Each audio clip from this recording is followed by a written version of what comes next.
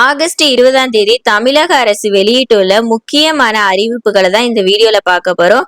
Daily நம்ம சேனல்ல முக்கியமான அறிவிப்புகள், திட்டங்கள், கவர்மெண்ட் ஜாப்ஸ்க்கான அப்டேட்ஸ் எல்லாமே பார்த்துட்டு வரோம். ஸோ நீங்க என்ன சப்ஸ்கிரைப் பண்ணாம பார்த்துருந்தீங்கன்னா சப்ஸ்கிரைப் பண்ணிட்டு அப்படி வந்து ஒரு லைக் பட்டனை பிரஸ் பண்ணி விட்டுருங்க. இன்னைக்கான அறிவிப்புகள்ல பார்க்கலாம். முதல் அறிவிப்பு, முதல்வரின் காக்கும் கரங்கள் திட்டம் தொடக்கம்.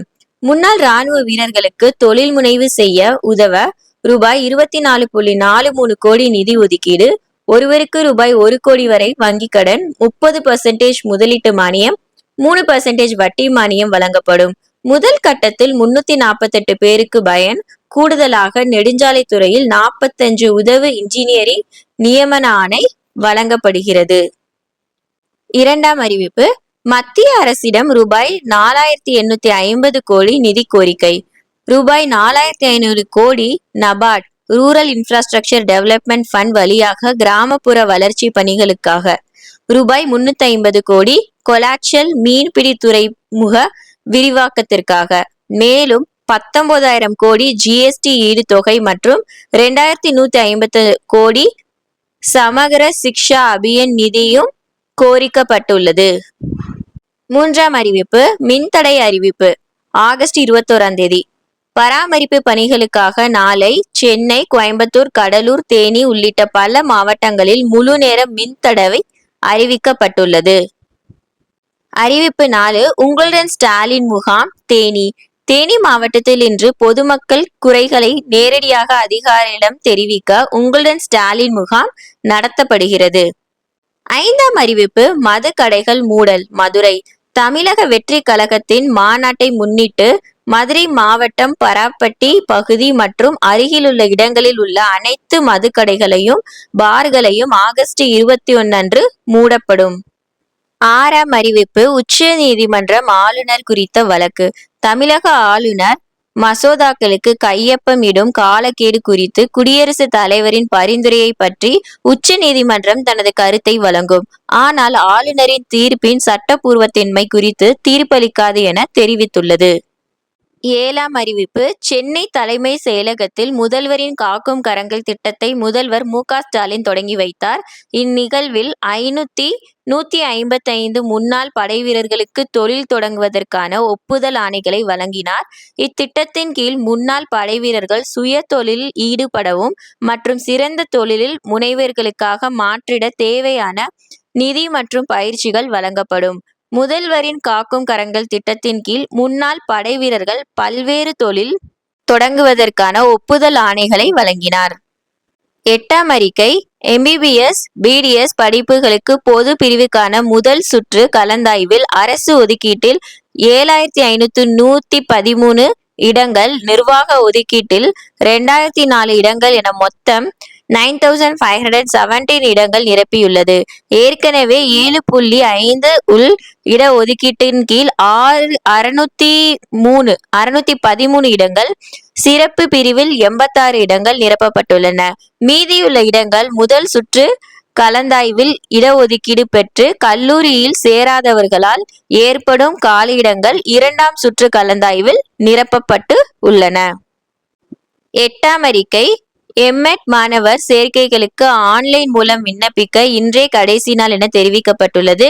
எம்எட் படிப்பில் சேர விரும்பும் மாணவ மாணவிகள் www.tngasa.in என்ற இணையதளத்தை பயன்படுத்தி ஆகஸ்ட் 20ஆம் தேதி வரை ஆன்லைனில் விண்ணப்பிக்கலாம். விண்ணப்பங்கள் பரிசீலனை செய்யப்பட்ட பிறகு மாணவர்களின் தரவரிசையில் பட்டியல் ஆகஸ்ட் 25ஆம் தேதி அன்று வெளிப்படும்.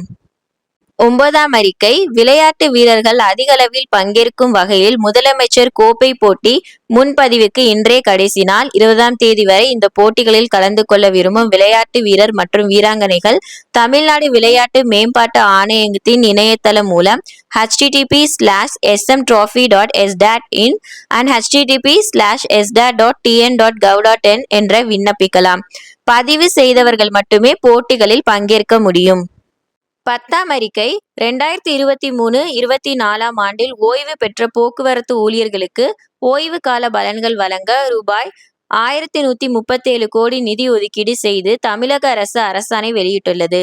இதில் மாநகர போக்குவரத்து கழகத்திற்கு ரூபாய் 157 கோடி, தமிழ்நாடு அரசு விரைவு போக்குவரத்து கழகம் ரூபாய் 54.41 கோடி. விழுப்புரம் போக்குவரத்து கழகம் ரூபாய் 152.29 கோடி.